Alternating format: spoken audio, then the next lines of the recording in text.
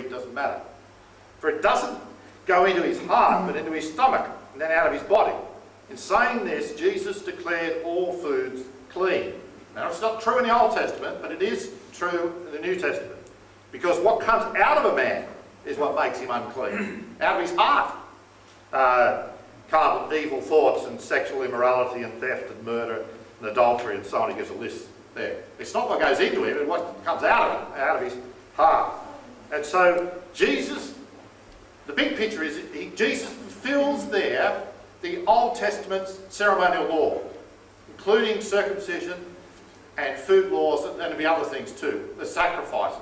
He fulfills it all. That's why Christians do not keep them now. It's because Christ, in fulfilling them, has done away with them. They're no longer binding. And the seventh point is this. I don't know how fast I've been going. How long are we on? 5 minutes. Okay, the seventh point is this, is that there is no division between Paul and the other apostles. Now let me give you some illustrations of that in Galatians. And, well, here's 1 Corinthians chapter 15. Paul talking there about the resurrection. Jesus was dead, and then he rose from the dead. He says, this is the gospel, and by this gospel you are saved. For what I received, I pass on to you as of first importance. Christ died, that's history, that's something that happened. He died for our sins, that's theology. Christ died for our sins according to the scriptures, and that he was buried and that he was raised the third day according to the scriptures. This is the basic gospel. This is of first importance, that the Messiah has come to die and to rise from the dead, to defeat sin and to defeat death, the two great enemies that we have. And then a few verses later, verses 9 to 11, and you know Paul's background. Paul's background is as a Pharisee, as a rabbi, and a fierce opponent of the Christians. Paul initially was a persecutor of the Christians. And he says, I am the least of the apostles, this is verses 9 to 11, do not even deserve to be called an apostle because I persecuted the church of God. That's where I came from. I was hostile.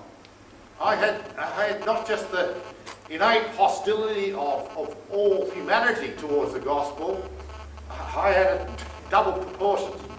But by the grace of God, by God's free mercy, by God's undeserved favour, I didn't earn anything. This was God being gracious to me. By the grace of God, I am what I am. His grace to me was not without effect. I worked harder than all of them, yet not I. It was the grace of God that was with me. And then he says, whether then it was I who preached this gospel, or they, you know, Peter, James, John, anybody else, names that we don't even know, whoever preached the gospel, this is what we preach, and this is what you believe. It doesn't matter who preached it. What matters is what was preached. And he's saying, I'm in harmony with everybody. There's no Christian running around at this time who does not believe that Jesus is Lord, and who does not believe that he was crucified, and who does not believe that he rose from the dead. There's no confusion. They all hold to that. And Paul's saying, I'm just in harmony with the rest of the apostles there. That's 1 Corinthians 15, which is on the subject, I say, of the resurrection of Jesus, Jesus rising from the dead, never to die again. Now, Galatians, in chapter 2, there is a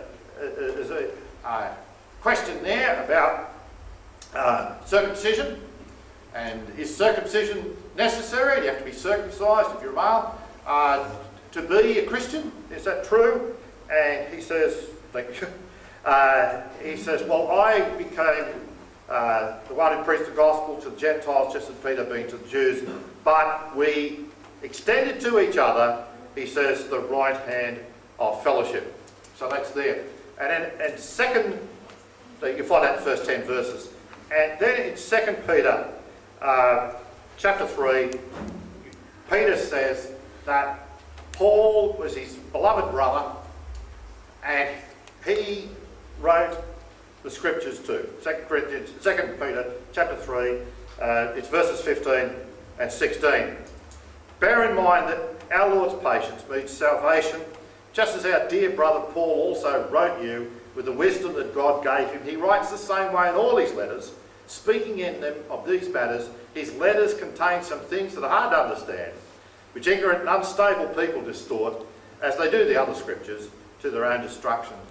But Peter is saying, I'm not sure I understand everything in Paul, but Paul's a beloved brother and he is writing scripture. So Paul, as an apostle, is saying to us, the authority of God, as the ambassador of Christ, he's saying, this is my message. We are therefore Christ's ambassadors, as though God were making his appeal through us. We implore you on Christ's behalf. We beg you. We ask you to hear this as a message from the embassy of Christ himself from God. Be reconciled to God. Be right with God.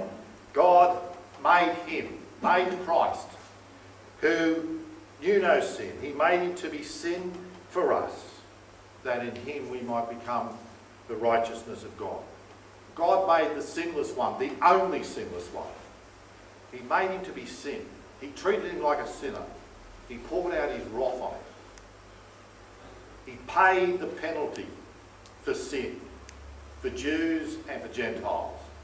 And he did this, that the righteousness that we don't have in ourselves, you don't have it, I don't have it, but the righteousness that God will accept, which is total righteousness, perfect righteousness, that God will accept us if we're in Christ. This is the message of the ambassador, Christ's ambassador.